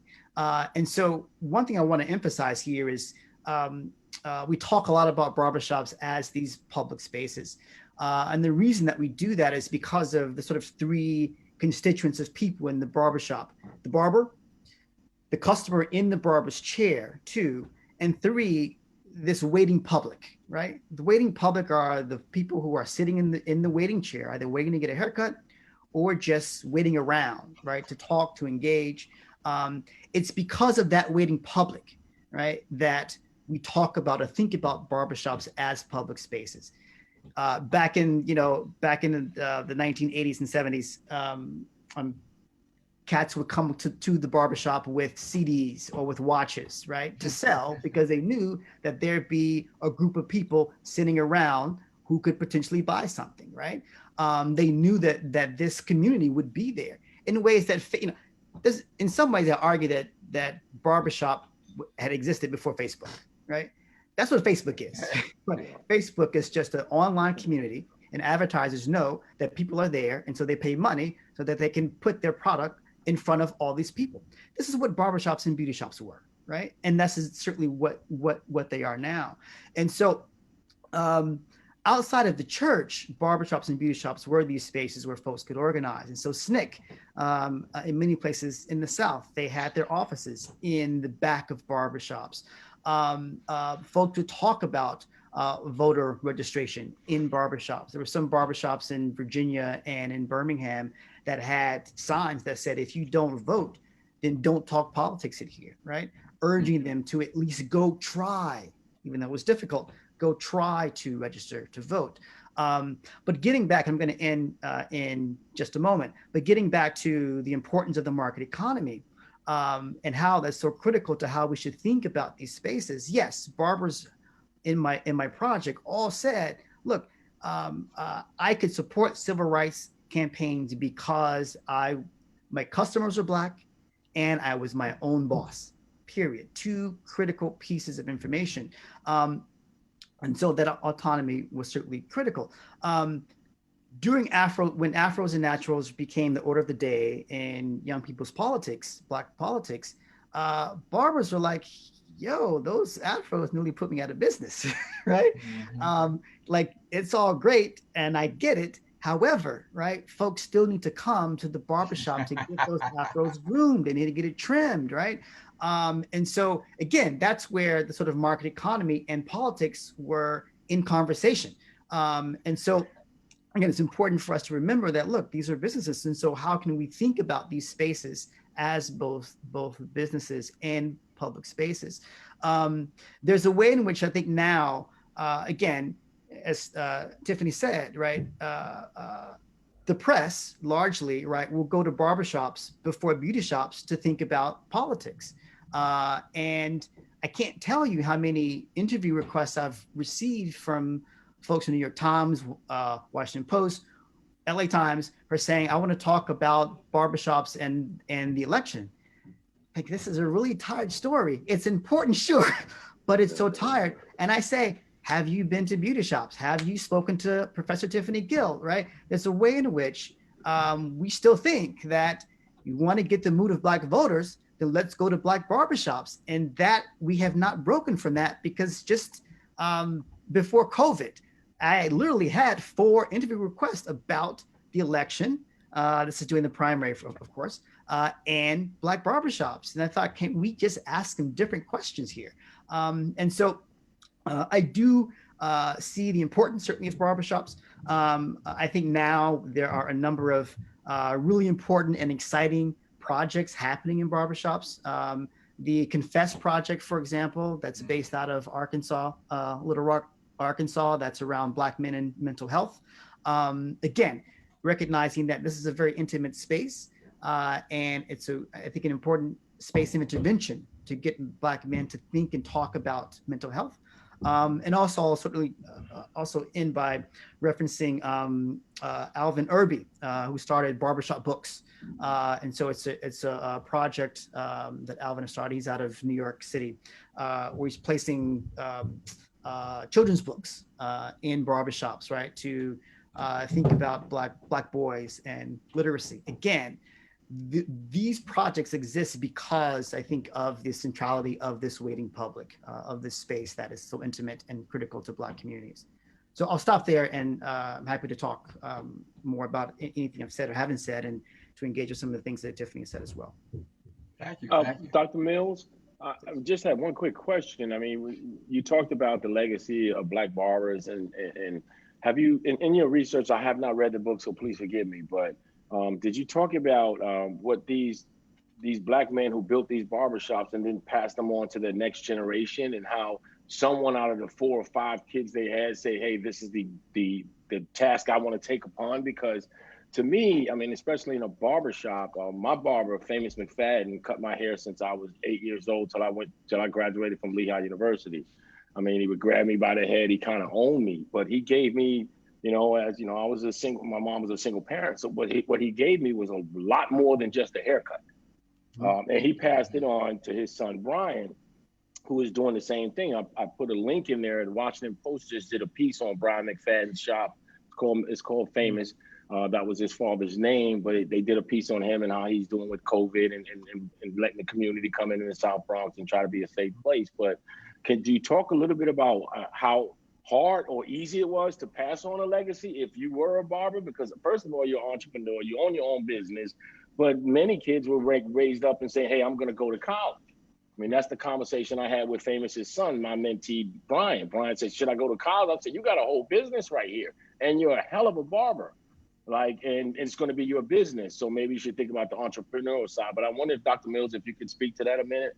Yeah, there's many Black barbers attempted to, and certainly did, pass on their barbershop to their children, for sure. That was more prevalent in the 19th century and probably through the mid 20th century. I think that certainly as more Black, after World War II, as more African Americans began to get greater opportunities, economic and job opportunities, we certainly see that happening far less. I talk quite extensively in the book about how many Black men, young men and older men, saw barbering as this way station occupation, right? So they would do it for a little while, build up enough money and capital to then do something else, right? There are many others who, like Alonzo Herndon in Atlanta and John Merrick in Durham, North Carolina, again in late 19th, early 20th century, who grew quite rich in their barbershop and used that money to establish insurance companies. There's a way in which I think many young men, again, see barbering as not prestigious enough. Right. That's my Hey, point. can I jump in on this? This is interesting because I have a nephew who came to visit me in Detroit at my barbershop when he was about 14 years old, and just fell in love with the barbershop. He went back to New York and he saved his money, bought his own clippers and started cutting the hair of the kids in the neighborhood, the guys like practicing, set up a makeshift barbershop in the basement. And long story short, he cut the hair. He played college basketball Division II and cut the hair of the players and in the dorm. And after he graduated college, he went and got his barber's license. So he gets his barber's license. He goes to take a job. He graduated with a business degree, goes to a entry-level business job, didn't like it, was cutting hair on the weekends, finally decided he wanted to cut hair and full time. And he said to me, "What do you think?" And because his friends, of course, were ridiculing him, like, "You went to college to be a barber. That doesn't make any sense." And I told him, I said, "Well, it's a legitimate business, and profession and honorable. There's nothing wrong with it if this is what you want to do. And with your business degree, you can own your own barbershop, start out somewhere else, you know what I mean? Build up a clientele." And now he owns a very successful barbershop in New York, has a college degree, so these things are an option. And as was talked about earlier, barbers make a lot of money. They make a lot of money. If you're willing to put in the hours, barbers make a good living. A lot of people would be surprised how much money they make. They make a good living, but they're also, because they see many folk from their respective communities, right? Much like pastors and beauticians, right? Like they're central figures in local communities, right? And so, yes, the money's there, but I think also the space to influence young folk, right? And a larger community is quite central. I'm working on this project as early stages, titled Barbering and the Liberal Arts. That's to say that in this project, I'm actually going to go to Barber College in about a year or two. I was going to go this year, but COVID stamped out all that. But I'm going to learn to become a barber, largely because I want to talk about barbering education more authoritatively. And there's a way in which we forget that barbers, they're not just cutting hair, right? They're engaging in various ways with the larger colleges. And so, and so there's a way, like college is not just to get a job. Yes, you want young folks to get to be self-sufficient in many ways, but there's a lot of thinking that is critical, and having the space to think and to engage and to debate and to dialogue, right? That's all a part of college. And so hearing someone who went to college and is now a barber full time, I don't blink at that, right? That actually makes sense to me, right? And so I hear you. And so yes, to answer your original question, I think that I don't have numbers, but I think that more and more young people are, they're looking for occupations with prestige, and so. But we should remember that barbering, like it has very few barriers to entry, right? Like, and so I think many folks can actually, if this is what they want to do, can become quite comfortable, I'll say, in this field. I have a question for Quincy and for Tiffany. I wonder, we've talked about the place of the barbershop and in politics and almost as a spiritual healing place. I wonder what place there is in this world for show barbering. you know, the shows that go on. DC does a big hair show every year. I did PR for them one year. It was completely wild. And then there's a big show in Atlanta. I think Detroit has one where, you know, who can do the most outlandish hairstyle. Where does that fit? It's got to fit someplace. This is a lot of fun. Oh, it fits squarely within the story, right? Because that's about skill and creativity, which right in the shop, and certainly Tiffany will probably say the same, right? That look, there's a reason that Black people keep going to their Black, for the most part, to their Black beauticians and their Black barbers, even if they've moved out of Black communities, right? They're going to go back to their church. They're going to go back to their barber or their beautician, right? And that's because they trust, right, that these skilled folk know what to do with their hair, right? And that's not just some bland skill, right? Because if it were, we'd go to any barber who has been cutting hair for more than 5 or 6 years, or any beautician who's been doing this work for more than 5 or 6 years. But the kind of creativity, right, that comes out of that space. You just look at the Barber poster maps with the profiles, and there's like barbers are cutting characters in a kid's hair. Like that is complete creativity. That is complete skill. And so, yes, these road shows are that times 100, right? They're elaborate, they're fantastic. And I think it just sort of underscores the level of, again, skill, of imagination, of creativity that these folks have. And so thank you for bringing that up. It's a really fantastic point. Hi, this is Wanda Lloyd. When I first went natural with the short hairstyle, I continued to go to the woman, the beautician, who was taking care of my hair before I went natural. And that was in Montgomery, Alabama. When I moved to Savannah, I went looking for someone to take care of my hair. And I sort of stumbled into this barbershop.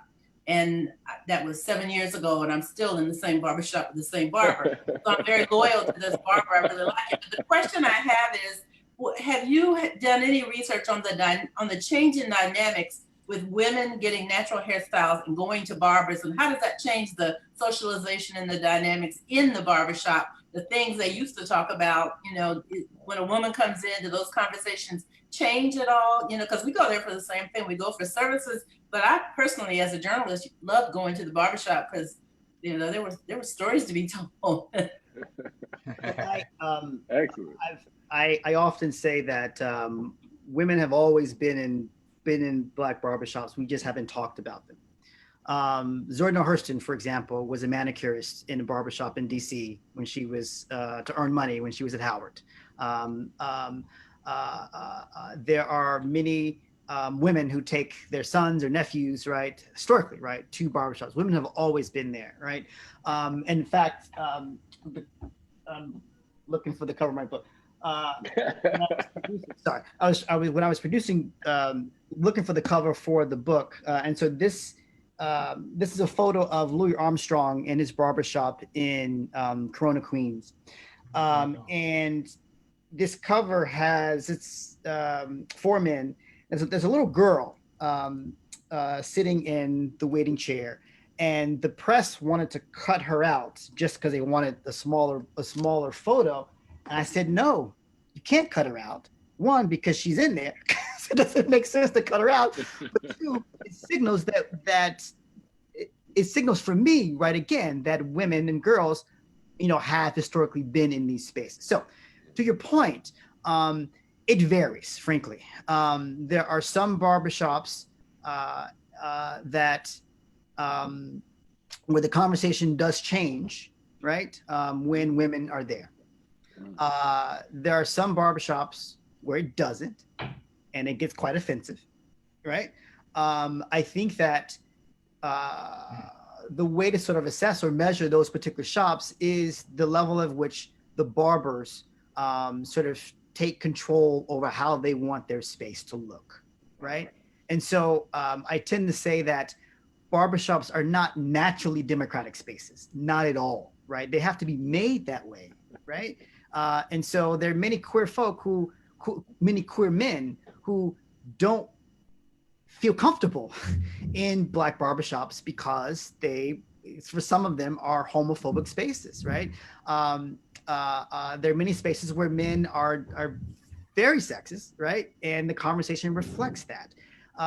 There are ways in which, again, I think it depends on the barber, particularly the owner, right, to set the stage for how he or she, and many women who own barbershops, let me be clear, who establish the sort of ground rules for how their shop's going to go.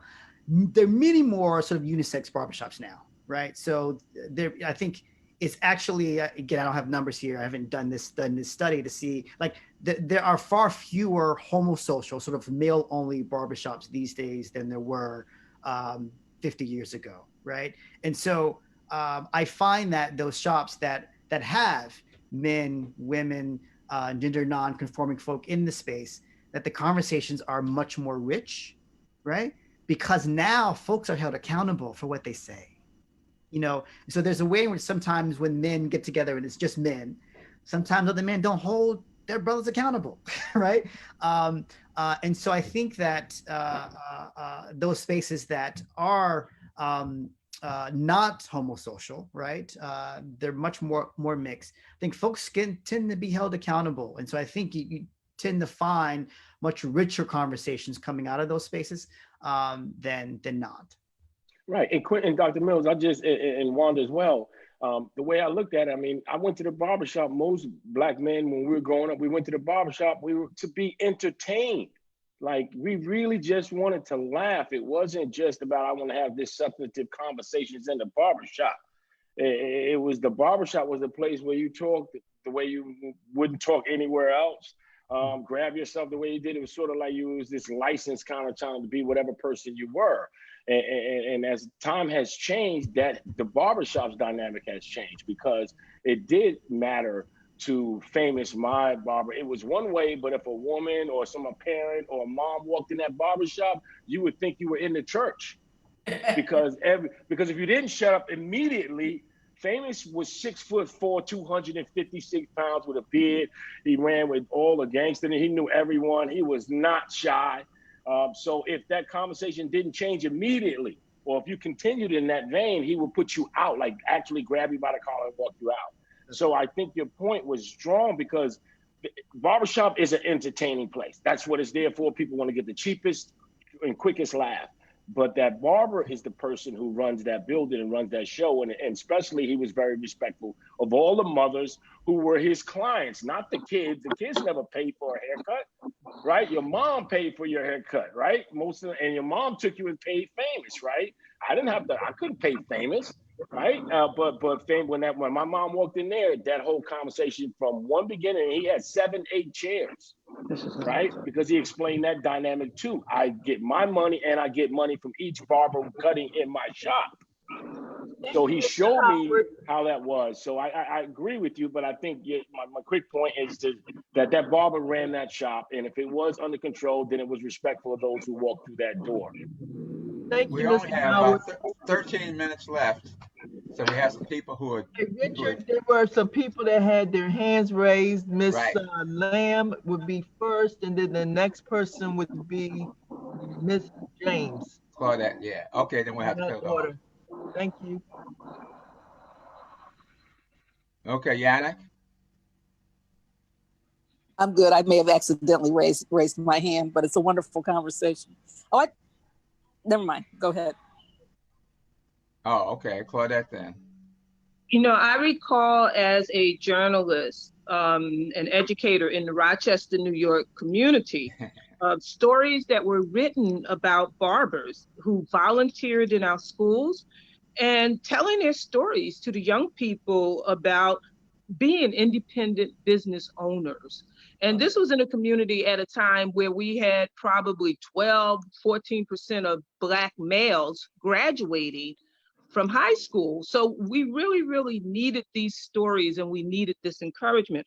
But how can journalists continue to elevate barbers' roles in the education system, as well as in the political arena during such a critical campaign for United States leadership?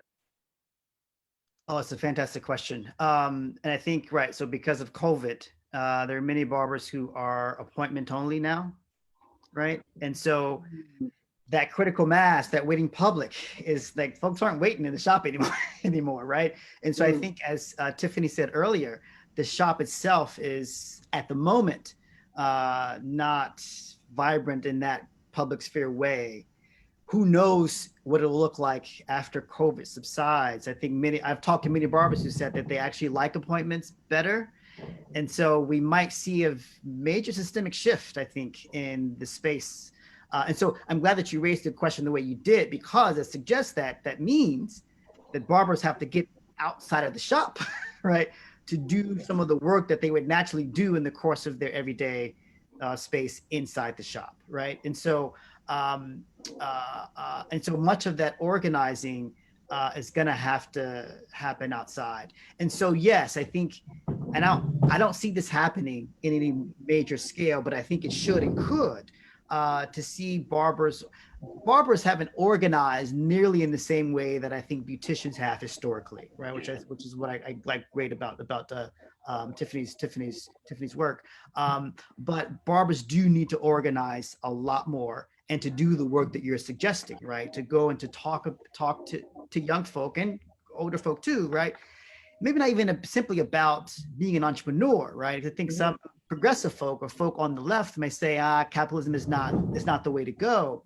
There's a way in which certainly being self-sufficient, whether you believe in capitalism or not, right, is still important, because those who were most dependent on white folk were those who had a lot more to lose in some ways, right? And so talking to young folk about being self-sufficient and thinking about what to do with it, which is the other critical part about politics, right? Not just about making money just so you can make money, but making money, right, to sort of organize folk around you, right, and have the base and the strength and the foundation, right, to then make demands on others. And so I'll just stop there, but I think that's a really great point. That certainly needs to happen. Great potential news stories. Yes. Thank you. The next person is Mr. Roman, please. Hi, yes, this is for both Dr. Mills and for Tiffany also. You've been talking about, I was just wondering, and this is pre-COVID, there was already a decrease in kind of the public space, I guess you could say, the public gathering in barbershops. I'm not sure that's the case with beauty salons. I'm wondering if that's been the case, where are there other spaces within Black communities, for example, that have taken up the role of having a public space for people to gather and organize and be involved in all these conversations? A quick response, and then I'll turn it over to Tiffany. I think by and far, social media is indeed the major social gathering space today. I don't think there's any other space that comes close, to be honest. So I'll stop with that answer there. I think certainly the church still has a major critical mass, but I think that particularly for young people, it is still a critical space. It meaning social media is the public square for young people, period. Yeah, I would absolutely agree with that. That a lot of the kinds of conversations that were happening primarily in beauty and barbershops are definitely on Black Twitter and these other spaces. I think it's important, and also organizing, right? So we see how the Black Lives Matter hashtag sort of emerged as through social media and became a social movement. I do wonder, though, two things. One, about the lack of physical contact, and then COVID, of course, exacerbates that, because I do think there is a certain kind of wrangling that happens in person that social media obscures. So you can be nasty and be a troll to someone on social media that you wouldn't speak to them if you were sitting across the room. Exactly. And the second thing too is that social media is public in a way that beauty and barbershops were public spaces, but they were mediated public spaces. So we now have the white gaze, right, engaging and looking over the shoulder of Black Twitter and getting ideas and appropriating and trying to subvert things through there in ways that if a visibly white person walked into one of these spaces we're talking about, that dynamic would have changed. So I think it's the place, and I think it's important to think about what is gained, you know, a larger public, but also what is lost by the lack of the kind of intimacy that beauty shops and barbershops have. Good, very good. And Okay. it's sort of, it's really like just a quick point. It's sort of like the truth that is spoken in beauty shops and barber shops is the gospel truth.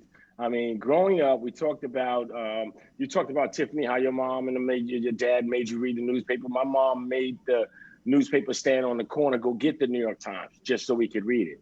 But if you heard something in a barbershop or the beauty salon, it happened. It was the truth. It was like I read it in the newspaper.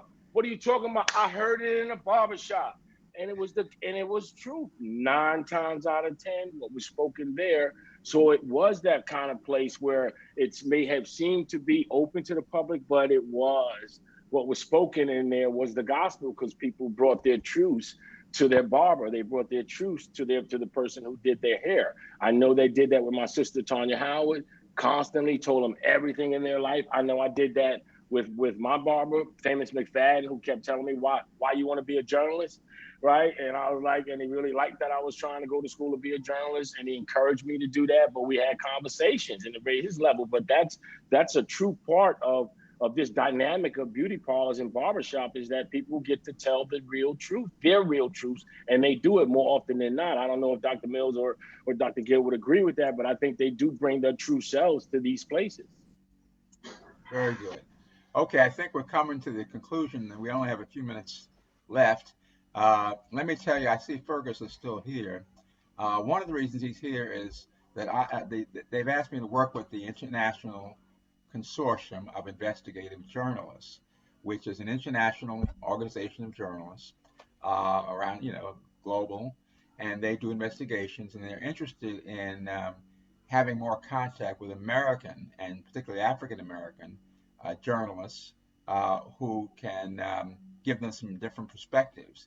And so if people are interested in that, or they know of people who are interested in that, please contact me, and we can put you in touch with them. So with that, thank you everybody, and let's give a hand to our speakers. Okay, we can see the hand claps. I don't know if we can see them. Yes. Thank you very much. It's very enlightening. And also to the people on Facebook Live, thanks for tuning in. And we hope to see you next month, September the 13th, 1 p.m. With our guests for that month. All right. So long. Thanks very much. Thank you. Thanks for having me. Thank you, Richard. Thank you. Thanks a lot, Richard. This was excellent. Thank you. Excellent. Thanks. Thank you. This is Thanks great. a lot, Dick Prince. Thanks, Rich. Appreciate you. Excellent. Bye. Yeah. All What right, was well, without you guys? Well, you now I'm looking to get them signed. I know. Hopefully we will all be able to get together at some point. We can That'll right. be great.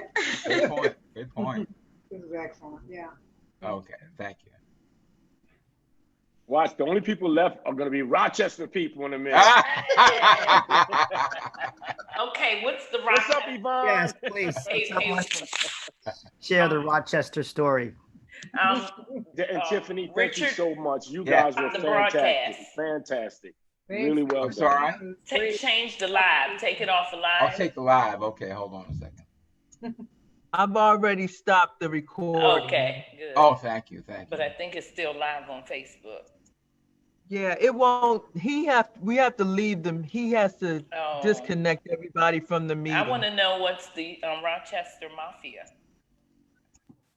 Well, the Rochester Mafia are people who worked in Rochester, New York, during the 80s and 90s, or maybe the 70s as well. And most of them worked at the Gannett newspaper there, the Democrat and Chronicle, or the Times Union. But some people worked in broadcast there. And Rochester was a key part of the Gannett folks, because that's where the headquarters of the Gannett Company was before they moved it down here, first to Roslyn and then to Tyson's Corner. So that's the Rochester connection. Okay. Well, thank you. I have to sign off now, but thank you. Thank you so much for inviting us. It was so good to finally do something fun together like this, Quincy, after our books. We'll have to do this again. All right. We can say we need to take the show on the road. We just haven't been We're able still to. live on Facebook, everyone. You're still live on Facebook. Oh, Yeah, let me. Just in case you didn't know, I I'm went. not gonna say anything scandalous. I gotta cut this off. Thank you all. This is a great conversation. Thank you. you. Thank you so much, Richard. All right, thank you all for coming. I said that. Take this show on the road, Doctors Gill and Mills. I'll be your PR person. We all got the names work and everything, right? I can't see how to Take turn care. this thing off. Okay. Thank you. Richard, disconnect the meeting, please. I'm trying to. All Trying to figure out where the heck that is. Says leave meeting. At the bottom right. At the bottom Somebody right. else know how to turn this thing off? Leave me. No, it'll only make us leave. So you have to do leave meeting. At the bottom Leave right. meeting. The bottom right in red. Leave meeting. Okay, bottom right in red. Leave Before meeting. the comments. You see leave? Okay, hold on a second. Bottom right. Red. Let me see.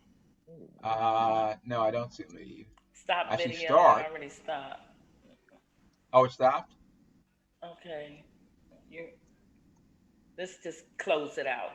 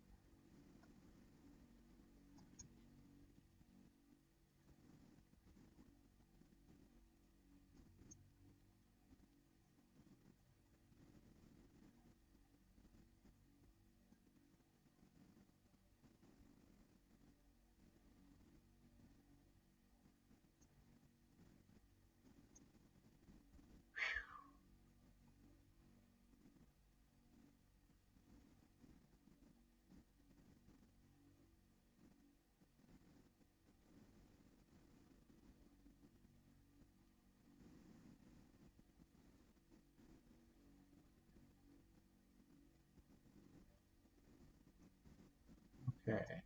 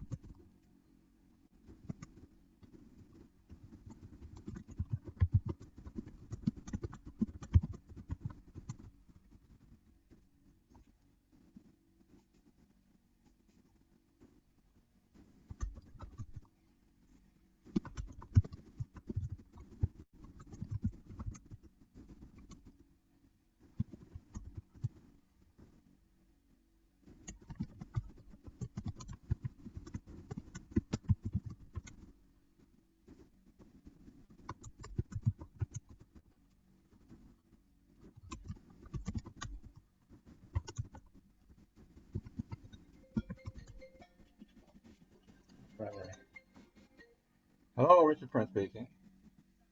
Yes. Yes. Yes, I can hear you.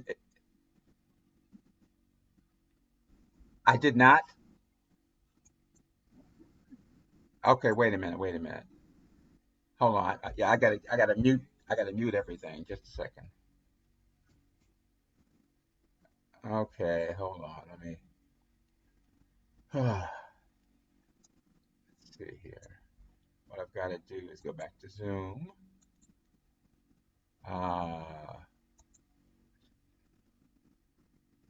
Yeah, I clicked end. Yeah, that's what I did. I clicked end.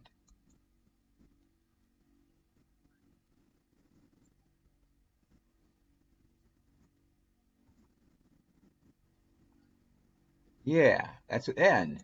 End.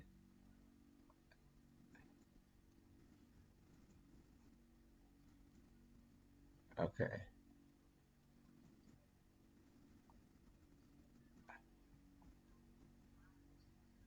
Where's that? Okay, now I'm at 3 dots. All right, let's find the 3 dots. Okay, show meeting invitation, journals oh yeah, it says in progress. Okay, I gotta find the 3 dots. I'm on the app, and okay, I'm clicking. Yes, I just clicked. Oh, end meeting for all.